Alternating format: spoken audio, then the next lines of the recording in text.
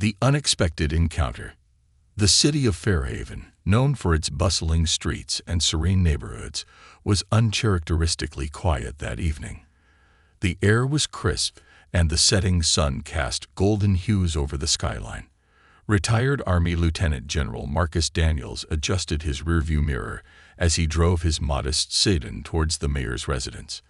Despite his decorated military career, Marcus was a man of simplicity, preferring the quiet of his humble life to the fanfare of public attention. At 65, Marcus carried himself with the discipline and grace that came from decades of military service. His strong frame, grayed temples, and a face lined with the wisdom of countless battles spoke volumes of his journey. Tonight, however, he wasn't preparing for a battlefield, but a dinner invitation from Mayor William Carter. The mayor had insisted on hosting Marcus to thank him for his unwavering service to the nation. Marcus, though reluctant to accept recognition for his duty, decided it was a kind gesture he shouldn't refuse. As he approached the intersection leading to the mayor's upscale neighborhood, Marcus noticed flashing blue and red lights in his rearview mirror. A police cruiser was trailing him, its siren blaring intermittently. Confused but compliant, Marcus signaled and pulled over to the side of the road. He didn't recall breaking any traffic laws, but his military instincts told him to remain calm and cooperative. The cruiser stopped abruptly behind him, and out stepped Officer Michael Collins. In his early 30s, Collins had a muscular build and an air of arrogance that was hard to miss. His uniform was impeccable, but his demeanor was anything but professional. Marcus watched as Collins adjusted his belt and approached the car with heavy steps. "License and registration," Collins barked, his tone sharp and unyielding. Marcus rolled down the window, his calm gaze meeting the officer's. "Good evening, officer. May I ask what this is about? I wasn't aware I had violated any laws." Collins's eyes narrowed, clearly irritated by Marcus's composed demeanor.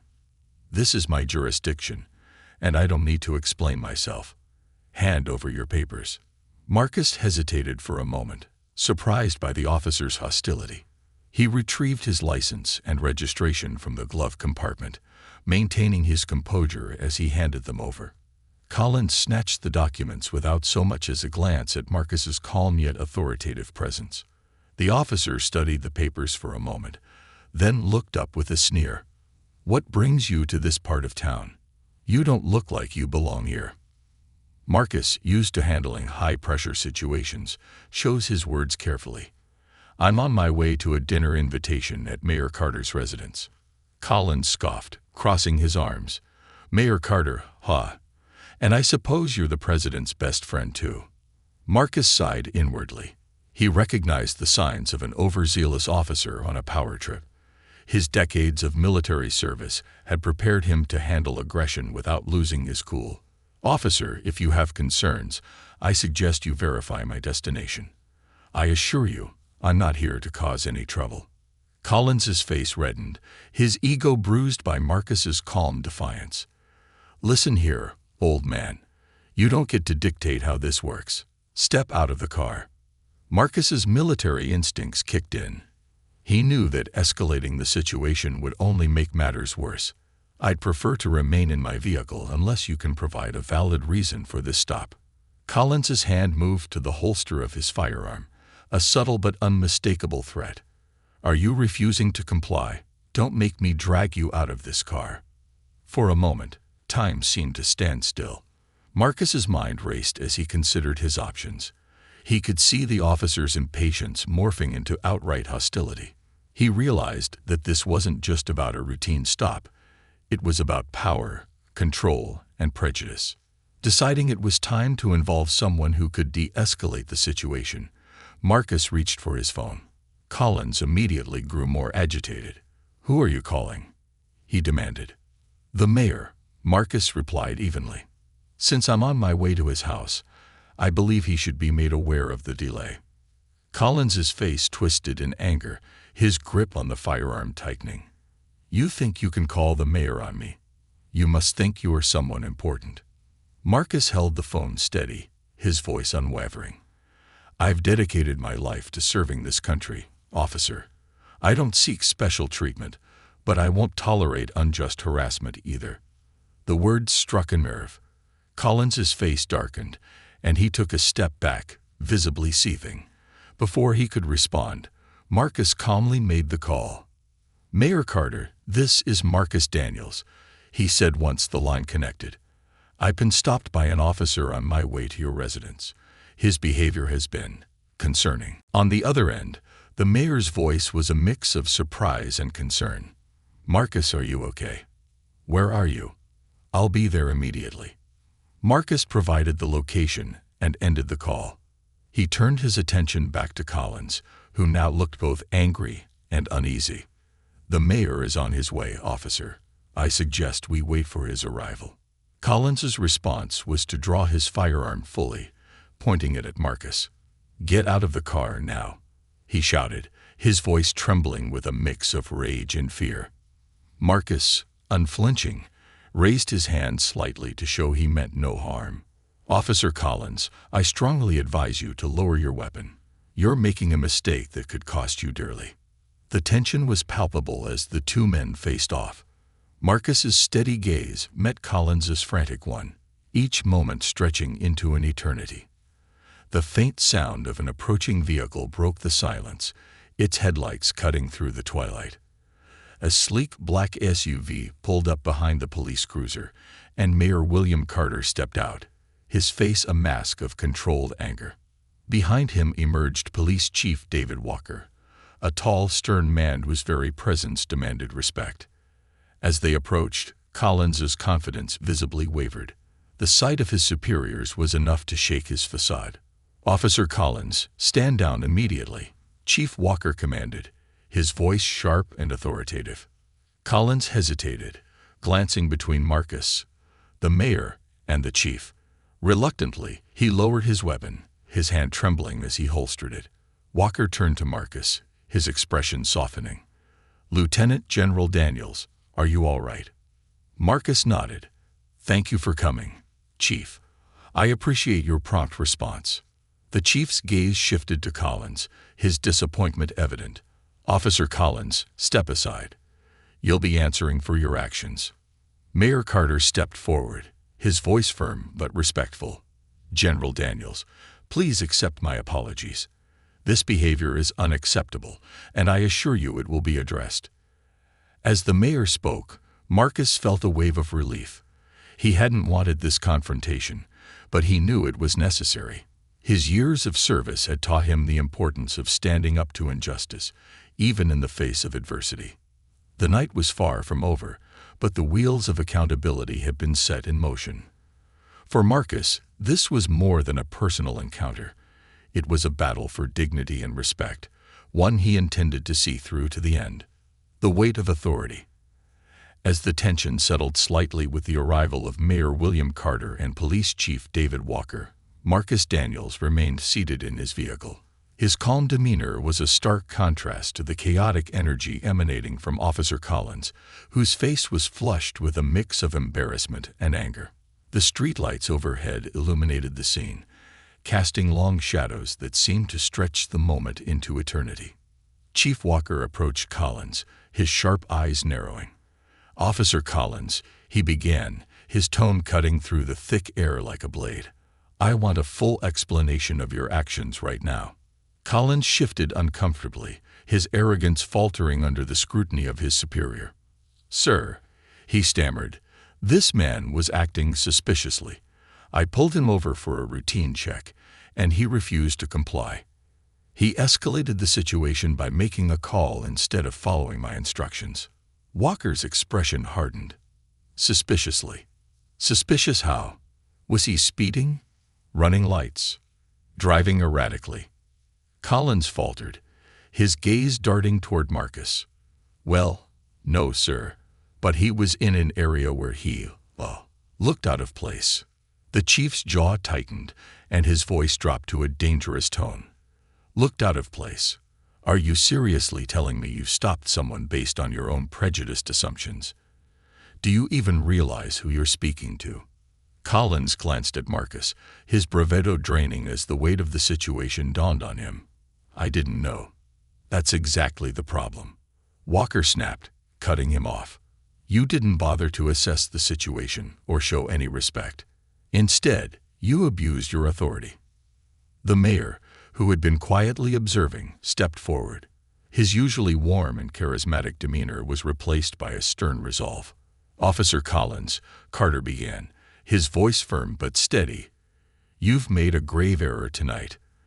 The man you stopped is Lieutenant General Marcus Daniels, a decorated veteran who has dedicated his entire life to protecting the very freedoms you swore to uphold. And instead of showing him respect, you pointed a weapon at him. Do you understand the seriousness of your actions? Collins swallowed hard, his face pale. I didn't know he was. Stop, Marcus interjected, stepping out of his vehicle for the first time. His presence, tall and imposing despite his age, commanded immediate attention. This isn't about my rank or who I am. This is about your conduct as an officer of the law. All eyes turned to Marcus as he continued, his voice calm but firm. I've spent over 3 decades serving this country. I've seen men and women in uniform display courage, integrity, and discipline in the face of unimaginable challenges. What I witnessed tonight was none of those things. You didn't act as a protector of the people. You acted as an enforcer of your own ego. The weight of Marcus's words hung heavily in the air. Collins looked as if he wanted to disappear, his bravado entirely stripped away. Walker and Carter exchanged a glance, their expressions a mix of respect for Marcus and frustration with the situation. Marcus turned to Chief Walker. Chief, I don't want special treatment. I'm not above the law, nor do I expect to be. But I do expect fairness, respect, and professionalism from those entrusted with authority. Walker nodded, his respect for Marcus evident. You have my word, General Daniels.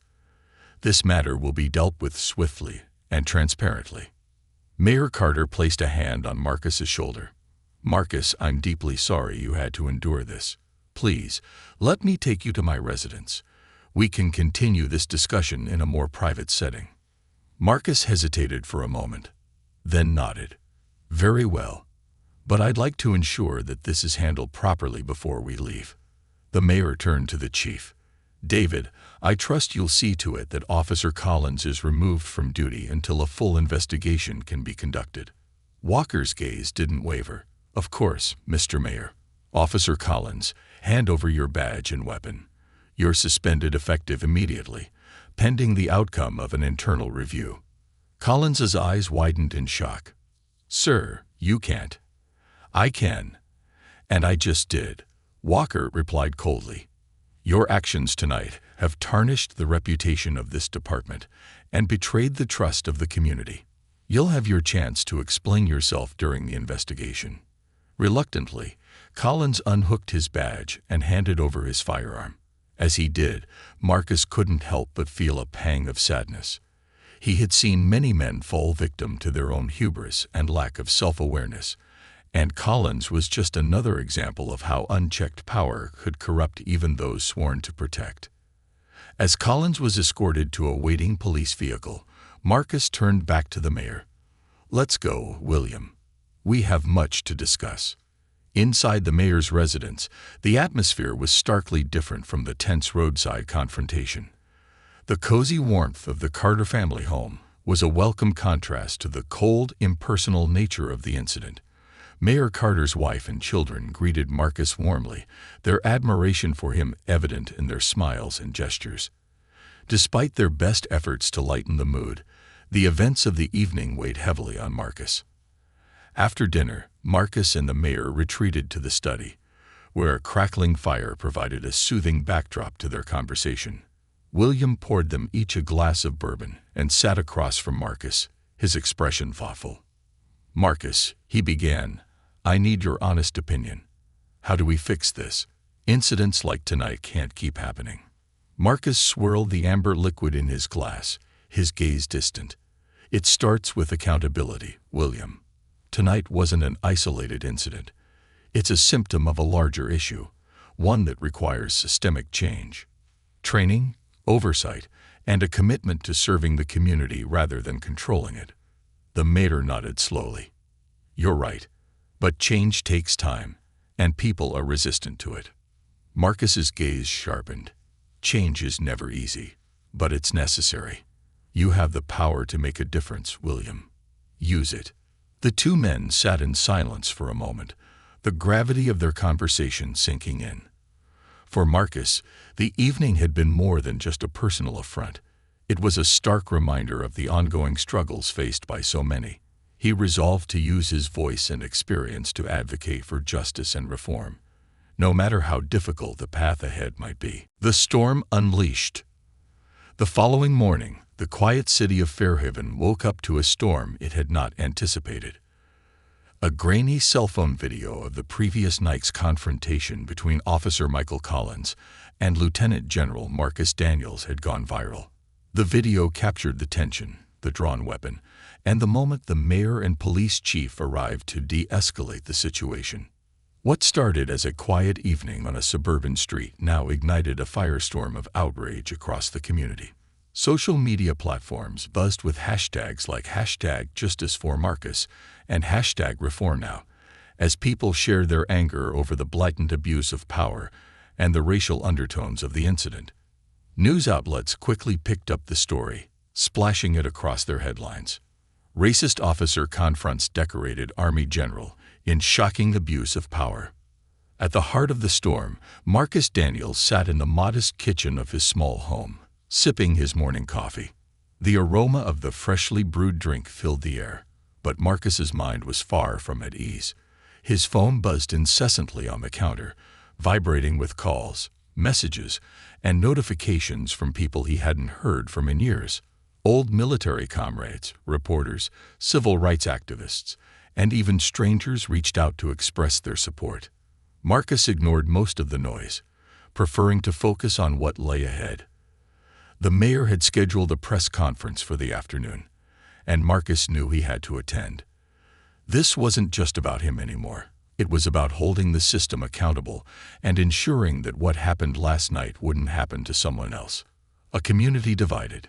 Meanwhile, at the Fairhaven Police Department, Chief David Walker was overseeing preparations for an internal investigation into Officer Collins's conduct. The station was abuzz with tension as officers whispered among themselves, some defending their colleague, others condemning his actions. Collins himself had been ordered to stay home pending the investigation, though the weight of his actions was far from the only thing on his mind. In his small apartment, Collins sat alone, staring at the television. Every channel seemed to feature his face, the footage of him pointing a gun at Marcus replayed over and over. His arrogance had turned into humiliation, and his confidence into regret, or at least the beginnings of it. Collins had always prided himself on being a tough officer, someone who commanded respect, but now he realized how easily that toughness had crossed the line into tyranny. The phone rang, snapping Collins out of his daze. It was his union representative, calling to discuss the next steps. As much as he wanted to defend himself, deep down, Collins knew there was little he could say to justify his actions. Still, he clung to the hope that the investigation might lean in his favor. The press conference. At noon, Marcus arrived at City Hall, where a crowd had already gathered. Protesters held signs reading, "No justice, no peace, and accountability for all." Camera crews jostled for position as reporters prepared to cover what had become the city's most significant scandal in years. Inside, the mayor's office was bustling with activity. Mayor William Carter greeted Marcus warmly, but there was a noticeable tension in his voice. "Marcus, thank you for being here. I know this can't be easy." Marcus gave a small nod. "It's not about what's easy, William. It's about what's right." Moments later, the press conference began. Mayor Carter stepped up to the podium first, flanked by Marcus on one side and Chief Walker on the other. The room fell silent as the mayor adjusted the microphone. "Good afternoon," Carter began. "Last night, an incident occurred that has deeply shaken our community. Officer Michael Collins stopped and harassed Lieutenant General Marcus Daniels without cause. What's worse, he escalated the situation to the point of drawing his weapon. This behavior is unacceptable, and I want to assure the people of Fairhaven that swift action is being taken." The mayor's words were met with murmurs from the crowd, some nodding in agreement, others skeptical. Carter continued, "We are committed to ensuring that justice is served. Officer Collins has been suspended pending an internal investigation, and we will not tolerate any abuse of power within our police force." He stepped aside, motioning for Marcus to take the podium. As Marcus approached, the room grew quiet again. His presence commanded respect, his voice steady but firm. "I stand here today not as a victim, but as a man who believes in justice," Marcus began. "Last night's incident was not about me. It was about a system that allows prejudice and abuse of authority to persist. I've spent my life serving this country, fighting for the freedoms we hold dear. And yet, I found myself facing the very thing I fought against: injustice." The crowd listened intently, the weight of Marcus's words sinking in.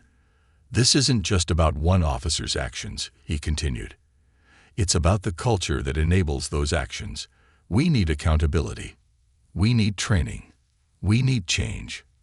As Marcus stepped back, the room erupted in applause. Even those who had entered the room skeptically found themselves moved by his sincerity and resolve. The investigation deepens. Behind the scenes, the investigation into Collins's conduct was moving quickly. Chief Walker had assembled a team to review the bodycam footage from the night of the incident, interview witnesses, and assess Collins's record. What they found was troubling. Collins had a history of complaints for excessive force and inappropriate behavior, though none had escalated to the level of last night's events. Walker knew this wasn't just about disciplining one officer. The department's reputation was on the line, and he was determined to root out the problems that had been ignored for too long. He called for mandatory training sessions on bias and de-escalation, as well as a review of the department's oversight mechanisms. At the same time, civil rights groups in Fairhaven were organizing town hall meetings and workshops to address broader issues of systemic racism and police reform. The community's response was a powerful reminder that change wasn't just a top-down process. It required collective effort from everyone. Collins's reckoning. As the days passed, Collins found himself increasingly isolated. Former colleagues avoided him, friends stopped calling, and even his family expressed their disappointment. He couldn't escape the weight of his actions, and for the first time, he began to question not just what he had done, but who he had become. One evening, Collins received an unexpected visitor, Chief Walker. The chief, though stern, offered a chance for reflection. "Michael," Walker said, "you need to face the consequences of your actions. But more importantly, you need to understand why what you did was wrong. This isn't just about punishment. It's about accountability and growth." Collins nodded silently, the gravity of Walker's words hitting him harder than any reprimand could. A call to action. Back at his home, Marcus watched as the community rallied together. He had spent his life leading soldiers into battle, but now he found himself leading a different kind of fight, a fight for justice, equality, and reform. He began working with local organizations, sharing his story at town halls, and advocating for policies that would create lasting change.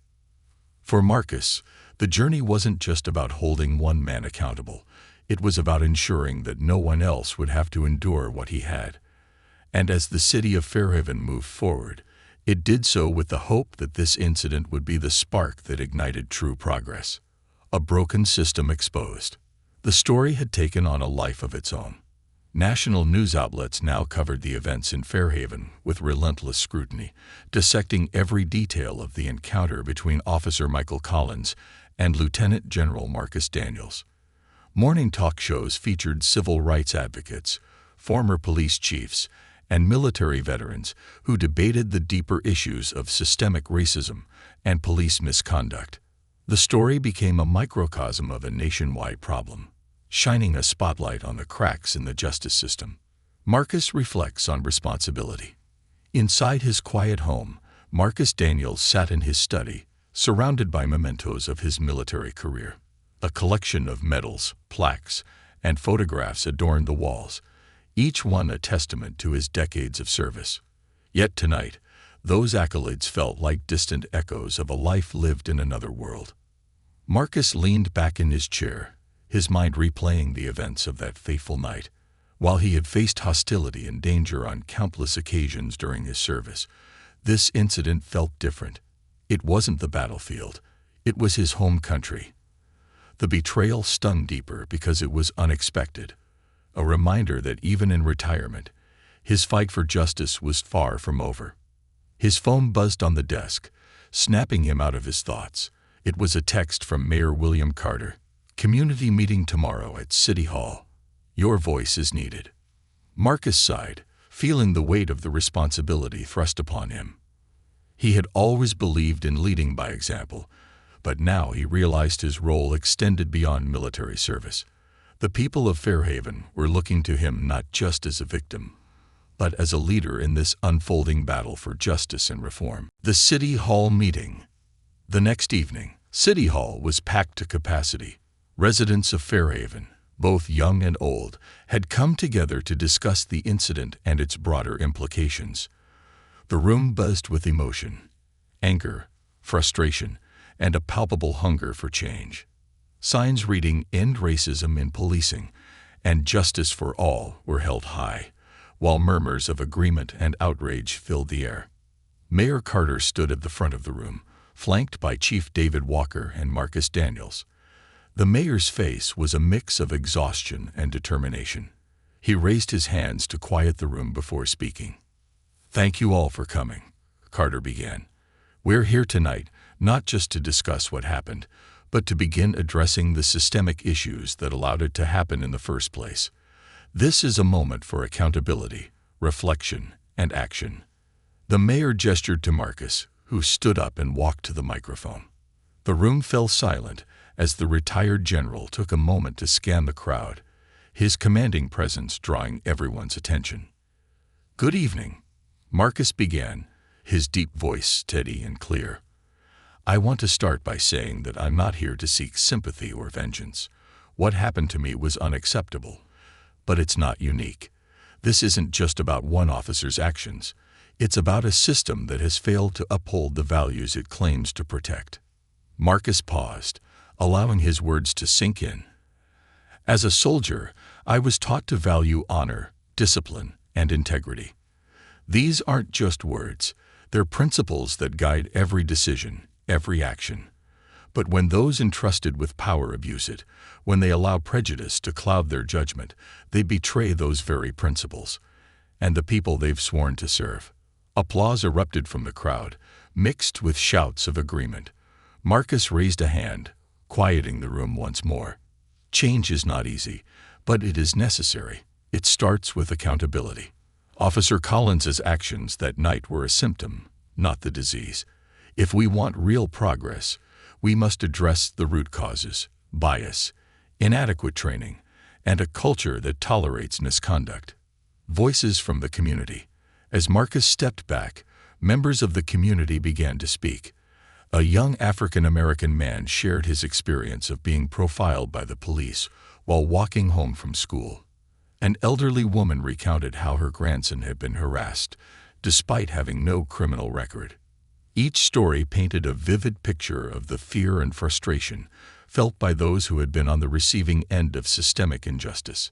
Chief Walker listened intently, his expression a mix of guilt and resolve. He had always prided himself on leading a department with integrity, but the stories shared that night revealed a reality he could no longer ignore. When it was his turn to speak, Walker approached the microphone with a solemn expression. "I want to thank everyone who has shared their experiences tonight," he began.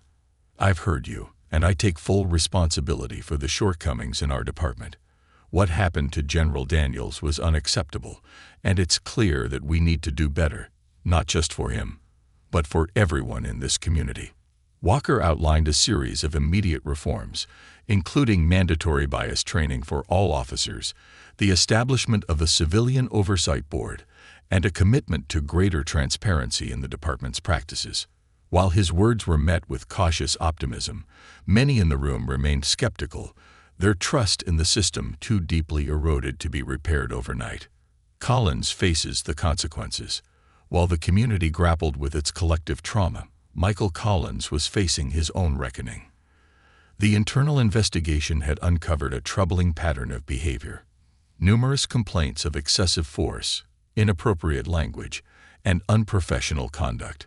While most of these incidents had been dismissed or quietly resolved in the past, the weight of the evidence now painted a damning picture. Collins was summoned to a disciplinary hearing, where he sat across from Chief Walker and other members of the department's leadership. His union representative sat beside him. But even their presence couldn't shield him from the consequences of his actions. "Officer Collins," Walker began, his tone cold and formal, "the evidence against you is overwhelming. Your actions on the night in question, combined with your history of misconduct, leave us no choice but to recommend your termination. Additionally, the district attorney's office is considering charges related to your misuse of authority and the threat of deadly force." Collins's face remained stoic, but inside, he felt his world crumbling. He had spent years building a career, only to see it unravel in an instant. For the first time, he began to question not just his actions, but the attitudes and beliefs that had shaped them. The turning point. Back in the community, the incident sparked a wave of activism. Civil rights organizations, faith groups, and student leaders joined forces to demand comprehensive police reform. Marches and rallies were held across the city, drawing attention not just to Fairhaven, but to similar struggles in towns and cities across the country. Marcus Daniels found himself at the forefront of this movement, his voice carrying the weight of experience and credibility. He spoke at schools, community centers, and even national forums, urging people to channel their anger into action. "We cannot allow injustice to persist," Marcus declared at one rally. "This is a fight for our future, for our children, and for the values we claim to hold dear. Together, we can build a system that serves and protects all people, not just some." The crowd erupted into cheers, their energy fueled by Marcus's unwavering determination.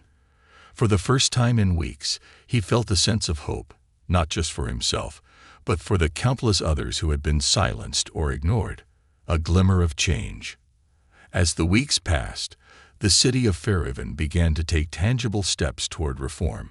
The police department's new oversight board held its first meeting, inviting community members to share their concerns and recommendations. Training programs were revamped, emphasizing empathy, de-escalation, and cultural competency. For Marcus, these changes were just the beginning.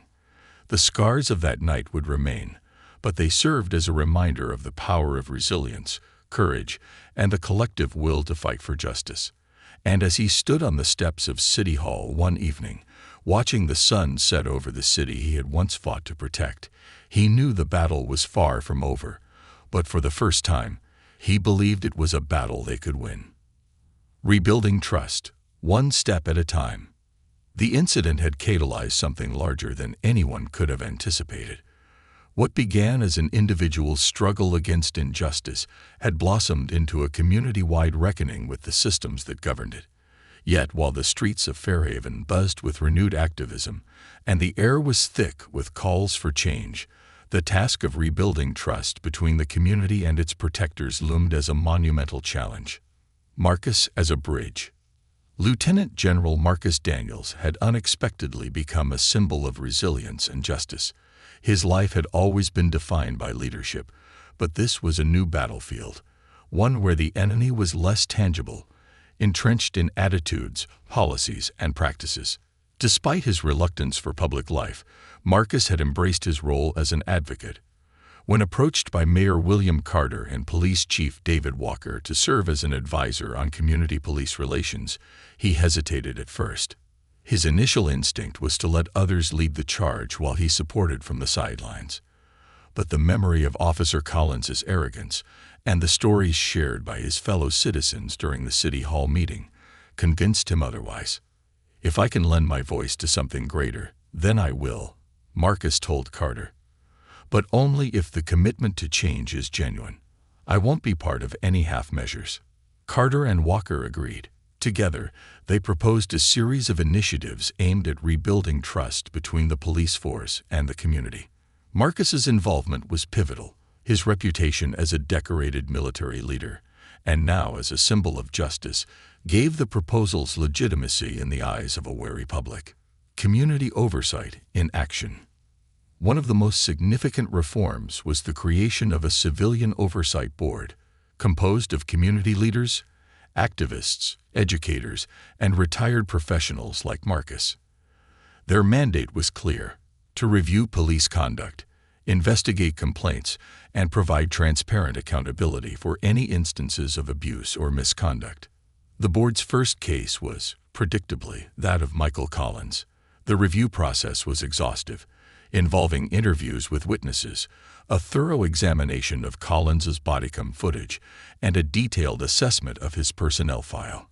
Marcus sat on the board, his presence a steadying influence on the heated debates that often arose during the proceedings. When the time came to render their decision, the board voted unanimously to uphold Collins's termination. Their findings were made public, accompanied by a detailed report that outlined not just Collins's failings, but the systemic issues that had allowed his behavior to persist unchecked. For Marcus, this was a bittersweet moment. He took no pleasure in Collins's downfall, but he knew it was necessary to send a message. Accountability was no longer optional. Collins's downfall and reflection. Meanwhile, Michael Collins's life had spiraled further into disarray. He had lost his job, his reputation, and even the support of many within his own family. The public outcry against him was relentless, with his face plastered across news channels and social media. Strangers hurled insults at him on the street, and his apartment was vandalized on more than one occasion. Initially, Collins was defiant, blaming Marcus, the oversight board, and what he called the woke mob for his predicament. But as the weeks turned into months, that defiance began to crack. Alone in his dimly lit apartment, Collins was forced to confront the choices that had led him here. One evening, Collins received an unexpected letter. It was from Marcus Daniels. The letter was brief but profound. "Michael, I do not condone your actions, nor do I excuse them. But I believe that every person has the capacity to change if they are willing to confront their own biases and mistakes. Redemption is not an easy path, but it is possible. The first step is taking responsibility for what you've done." Marcus Daniels. Collins read the letter over and over, each word gnawing at the walls of his denial. For the first time, he began to see himself not as the victim, but as the perpetrator. He wasn't sure if he could ever redeem himself, but Marcus's words planted a seed of self-reflection that would grow over time. Training the protectors. Back at the police department, Chief Walker had launched an ambitious program to retrain his officers. Gone were the outdated methods that emphasized control and authority over empathy and understanding. In their place were new training modules focused on de-escalation, implicit bias, and community engagement. Marcus was invited to speak at one of these training sessions. Standing before a room of uniformed officers, he spoke not as a critic, but as a leader who understood the immense responsibility they carried.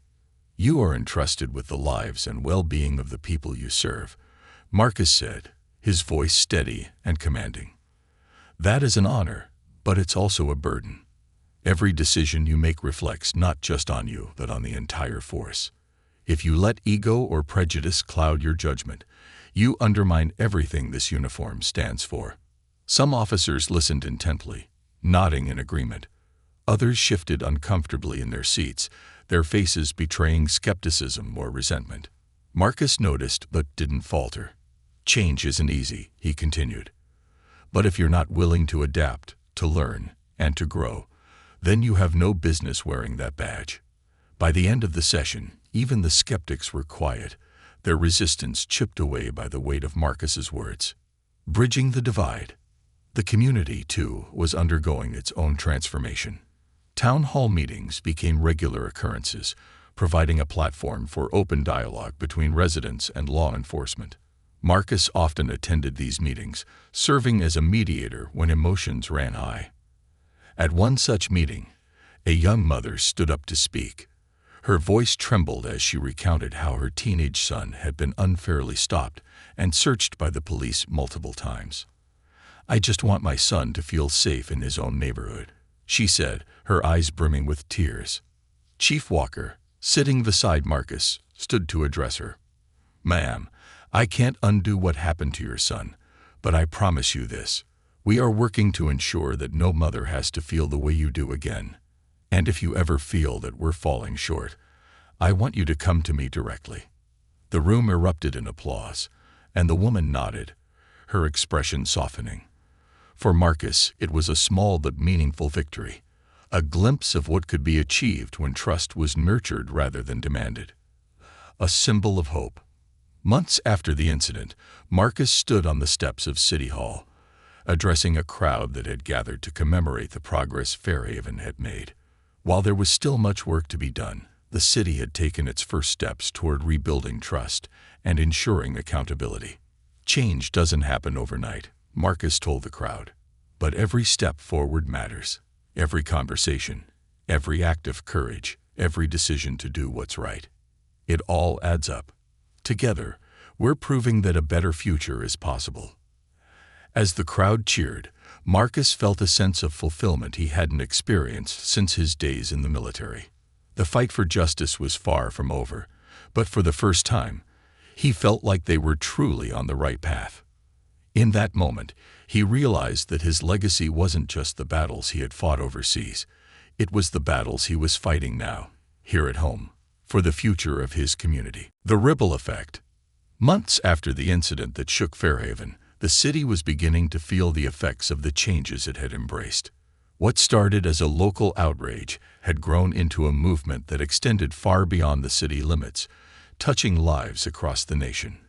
The journey had been difficult, with moments of resistance, setbacks, and doubt. But as Marcus Daniels sat on a panel at a national policing reform summit, he reflected on how far they had come and how much farther they still needed to go. A nation watching. The summit, held in Washington, D.C., brought together leaders from law enforcement, community organizations, and civil rights groups. Marcus was a keynote speaker, his presence both symbolic and practical. His story had become a rallying point for those advocating for justice and accountability. Standing at the podium, Marcus addressed a room of hundreds, his voice steady but filled with conviction. "I never sought to be in this position," he began. "But life has a way of putting us where we're needed. What happened in Fairhaven was not an isolated incident. It was a symptom of a larger problem, one that requires systemic solutions. And while I'm proud of the progress we've made in my city, I'm here to tell you that it's not enough. Real change requires all of us, every leader, every officer, every citizen, to commit to doing better." As he spoke, cameras broadcasted his words to millions watching at home. His message was clear. The work of reform was not just a local issue, but a national imperative. And while the weight of that responsibility was heavy, Marcus bore it with the same resolve that had guided him through decades of military service. Fairhaven's transformation. Back in Fairhaven, the community continued to heal and grow.